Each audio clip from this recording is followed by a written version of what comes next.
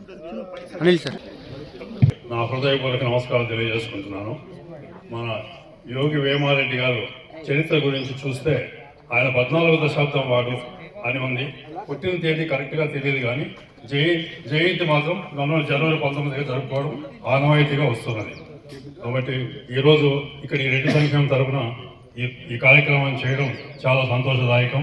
ఇక ముందు కూడా రెడ్డి సంక్షేమ సంఘం సంఘటితంగా ఉండి ఇలాంటి కార్యక్రమాలు అన్నీ చేయాలని మనస్ఫూర్తిగా కోరుకుంటున్నాను.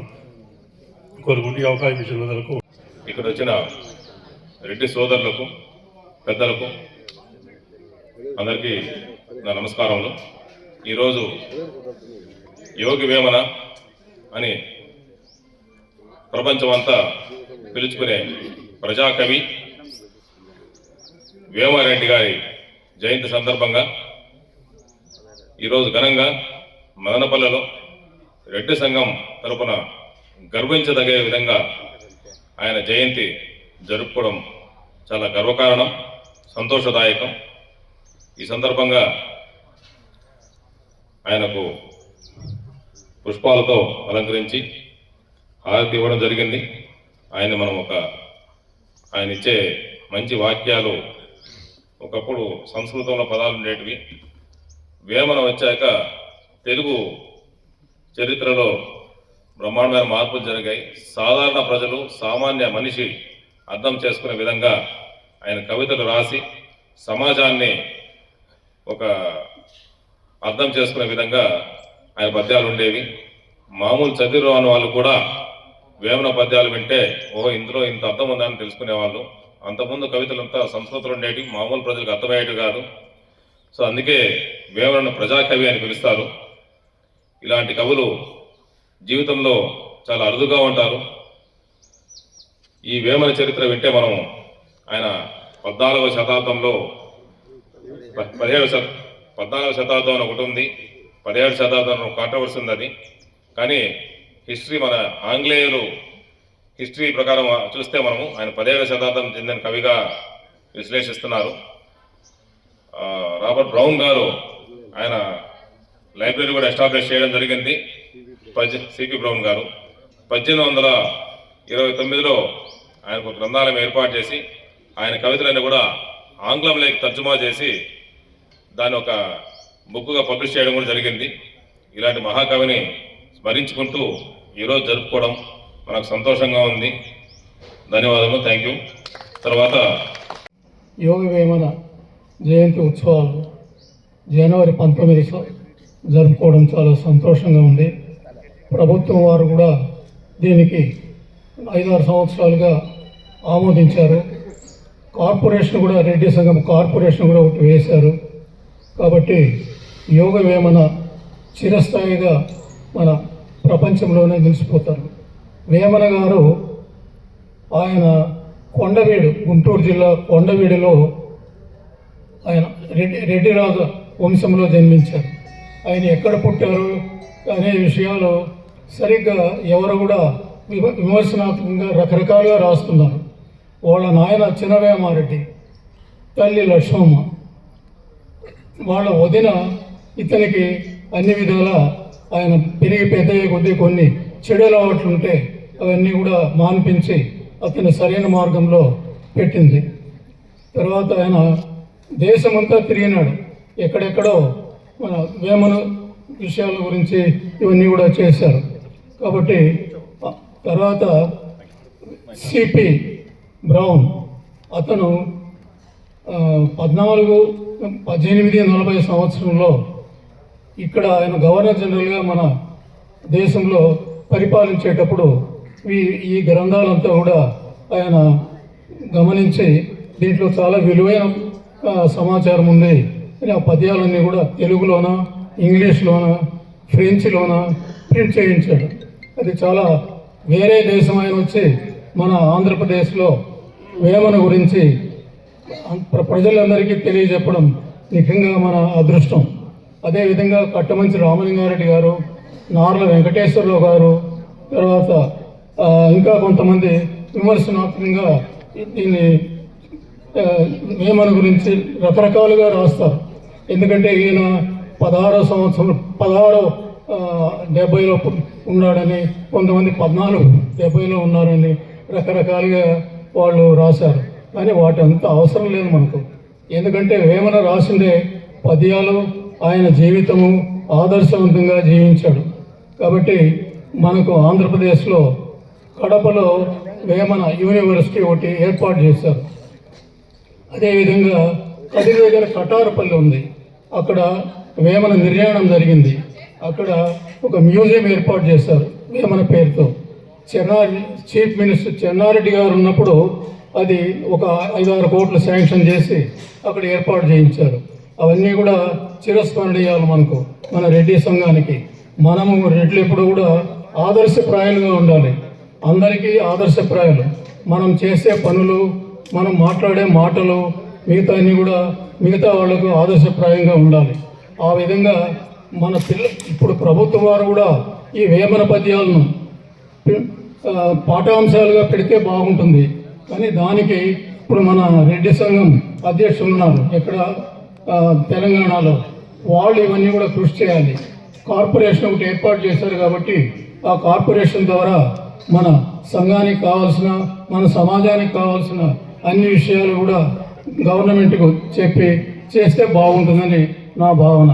ఈ దినం ఇదే విధంగా ప్రతి సంవత్సరం ఇంకా బాగా జరుపుకోవాలని చెప్పినని నేను కోరుకుంటూ ఉన్నాను. కొన్ని కార్యక్రమాలు కూడా పెట్టాలి, పిల్లలకు పోటీలు పెట్టాలి ఈ వేమన పద్యాల గురించి, వాళ్లకు బహుమతులు ఇవ్వాలి. తర్వాత మనం గ్రామాల్లో కొన్ని ఆరోగ్య ఇవన్నీ కూడా మెడికల్ క్యాంప్స్ పెట్టాలి మన సంఘం తరఫున, అప్పుడే మనకు గుర్తింపు ఉంటుంది. ఆ విధంగా చేస్తే చాలా బాగుంటుందని నా భావన. ఎందుకంటే ఈ బిల్డింగ్స్ అంతా కట్టిన తీపి గుర్తులు మాకు, ఇవన్నీ మా పీరియడ్లో నిర్మించినవి, అవి మాకు తీపి గుర్తులుగా ఉంటాయి. అందువల్లనే ఒకసారి అందరినీ కూడా ఎవరెవరు డొనేట్ చేశారు, ఎంతమంది మన ఫ్రెండ్స్ ఎంతమంది ఉన్నారు, అందులో కొంతమంది చనిపోయిన వాళ్ళు కూడా ఉన్నారు, అవన్నీ కూడా గుర్తుకొచ్చాయి. చాలా సంతోషంగా ఉంది నాకు. మేము కొండవీడు కూడా ప్రదర్శించాం. ఒకసారి కొండవీడు వెళ్ళి ఆంధ్రప్రదేశ్ రెడ్డి సంఘం వాళ్ళు ఇన్వైట్ చేస్తే గుంటూరుకి కొండవీడు వెళ్ళాం. అక్కడ ఇంకా కొన్ని పాత బిల్డింగులు అలాగే ఉన్నాయి.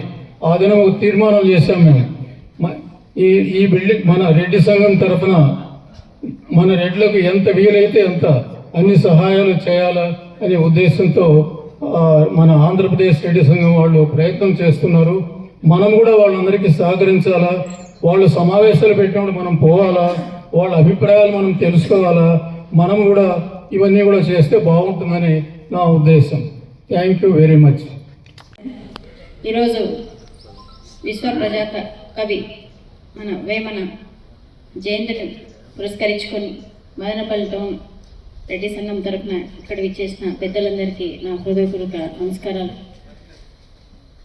మనమందరము ఈరోజు గర్వంగా రెడ్డి సంఘము రెడ్డి అని చెప్పుకోవడానికి ఒక మహాకవిగా వెలిసిన వేమన్ని మనము ఈరోజు ముందుకు తీసుకుపోయి మన రెడ్డి సంఘం యొక్క ప్రత్యేకతని ప్రజల్లో మరింత బలపరిచే విధంగా ప్రతి చిన్న విలేజ్ కార్డ్ నుండి మొదలైతేనే ఇది బాగుంటుందని నా ఉద్దేశం. విలేజ్ కార్డ్ నుండి రెడ్డి యొక్క ఖ్యాతిని ప్రతి ఒక్క చోట చెప్పుకుంటూ బలోపేతం చేసుకుంటూ పోతేనే మన రెడ్డి సంఘం యొక్క ప్రఖ్యాతి రాష్ట్రమంతటా ప్రపంచమంతా వినపడే విధంగా మనము బలోపేతం చేయడానికి ఒక నాందిగా ఉంటుంది. అంటే ప్రతి ఒక్కరూ దీనికి కృషి చేయాలి. అదేవిధంగా ఈరోజు వేమన పద్యాలు కావచ్చు, విశ్వదాభిరామ విన్నర వేమ అని చెప్పుకునే ఖ్యాతిని ఈరోజు మనకి ఒక వెలుగులో తీసుకొచ్చిన మన సిపి ప్రవీణ్ గారికి నిజంగా కృతజ్ఞతలు తెలుపుకోవాలి. ఎందుకంటే ఈరోజు అంటే పాఠశాలలో నేను చదువుకున్నప్పుడు ఉప్పు కప్పరం ఒక్క పోలిక నుండి అనేది కాటం పద్యంతో మొదలుపెట్టినప్పుడు విశ్వదాభిరామ వినరావేమ అని చెప్పుకుంటున్నాం. దాన్ని ఈరోజు రాను రాను కనుమరుగు చేసేసారు. ఈ పద్యాలన్నింటినీ పిల్లలకి చెప్పే దిశలో కూడా ప్రభుత్వం దీని మీద దృష్టి పెట్టి ఎవరైతే ఇలాంటి ప్రజల కోసము ప్రజల భవిష్యత్తు బాగుండాలని ఏ కవి అయినా ఏదైనా ఉద్యమంగా ముందుకు తీసుకోవాలా, మంచి చేయాలని ఆలోచించే ప్రతి ఒక్కరివి ఇలాంటివి పుస్తకాల్లో పొందుపరిచి విద్యార్థుల నుండి బలోపేతం చేసుకునే విధంగా ముందుకు తీసుకుపోయేటట్టు రాష్ట్రం కూడా ఒక ఆలోచన చేయాలి. వాటి పాఠ్య పుస్తకాల్లో వాళ్ళ చరిత్ర గురించి చెప్తేనే ముందుకు తీసుకువెళ్ళడానికి విద్యార్థులకి ఒక చరిత్ర యొక్క ప్రాముఖ్యత తెలిస్తేనే వాళ్ళు మేము ఇలా ఉండాలి, మేము కూడా ప్రజాసేవ చేయాలని ఒక ఆలోచన, ఒక విధానం ముందుకు వస్తుంది. కాబట్టి ప్రతి ఒక్కరూ వాళ్ళ పిల్లలకు కూడా మనం చరిత్ర గురించి చెప్తూ కవుల యొక్క ప్రఖ్యాత కావచ్చు, ఎంతోమంది మహనీయుల ఉద్యమాలు కావచ్చు, వాళ్ళు చేసిన ప్రాణత్యాగాల గురించి మనం అప్పుడప్పుడు ఎక్కడైతే ఇవన్నీ చెప్పగలుగుతామో అప్పుడు పిల్లల్లో కూడా ఒక భవిష్యత్తులో మేము కూడా ఇలా ఉంటే మనం కూడా ముందుకు పోవచ్చు, ఇలా విధంగా మనం సేవ చేయొచ్చు అనే ఆలోచన వాళ్ళు వస్తుందని ఒక చిన్న మన్న వినాలి. అంటే మనం కూడా మన పిల్లలు కావచ్చు, మన పెద్దవాళ్ళు ఉన్నారు, వాళ్ళ మనవరాలు కావచ్చు, ఎక్కడైనా ఏదైనా చెప్పగలిగితే ఈ ఫోన్లు ఇచ్చేకంటే ఓన్లు ఇచ్చి టైంపాస్ చేసుకోండి అని చెప్పే విధంగా కంటే కూడా ఒక చిన్న కథల రూపంలో వీటిని చెప్పి ముందుకు తీసుకుపోతే బాగుంటుందని కోరుకుంటూ ఈ అవకాశం ఇచ్చిన కుటుంబ సోదరులకు నా యొక్క హృదయపూర్వక అభినందనలు. ముఖ్యంగా మదనపల్లి రెడ్డి సంక్షేమ సంఘం ఇది ఆంధ్రప్రదేశ్లోని మన రాయలసీమ జిల్లాలో ప్రత్యేకమైనటువంటి ఒక సంఘంగా దీనికి గుర్తింపు ఉంది. ఎందుకంటే ఇక్కడ మన రెడ్డిస్ ద్వారా చాలామంది ప్రముఖమైనటువంటి నాయకులంతా కూడా మదనపల్లిలో చదివినటువంటి వ్యక్తులుగానే కనబడు. ఈ యొక్క మదనపల్లి రెడ్డిస్కు ఎప్పుడు రెడ్డి సంఘం తరఫున కానీ రెడ్డిస్ అందరూ కూడా రుణపడి ఉంటారని నేను భావిస్తున్నాను.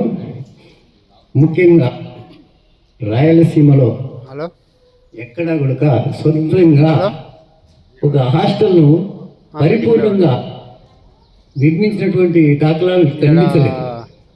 అది మన మదనపల్లిలో మన రెడ్డి సోదరులు ఇక్కడ నిర్మాణం చేసి ఫోన్ చేస్తారు, ఒక నిమిషం, పెద్ద బిల్డింగ్ తయారు చేసి రెడ్డి సామాజిక వర్గానికి సంబంధించినటువంటి బడుగు బలహీనులకు విద్యాదానానికి పునాది వేసినటువంటి వ్యక్తులుగా చరిత్రలో నిలబడినారు. కాబట్టి వారికి ప్రత్యేకమైనటువంటి ధన్యవాదాలు. ముఖ్యంగా ఈరోజు రెడ్డి జాతికే చాలా పవిత్రమైనటువంటి దినం. మహాత్ముడు, మహానుభావుడు యోగి వేమారెడ్డి విశ్వకవి అంటే మనము ఒకప్పుడు అంటే ద్వాపర యుగంలో కృష్ణ పరమాత్ముడేదో భగవద్గీతను చెప్పినాడని దాన్ని ఈరోజు మనం సంకలో పెట్టుకొని భుజానికి ఎత్తుకొని ప్రచారం చేస్తున్నాం.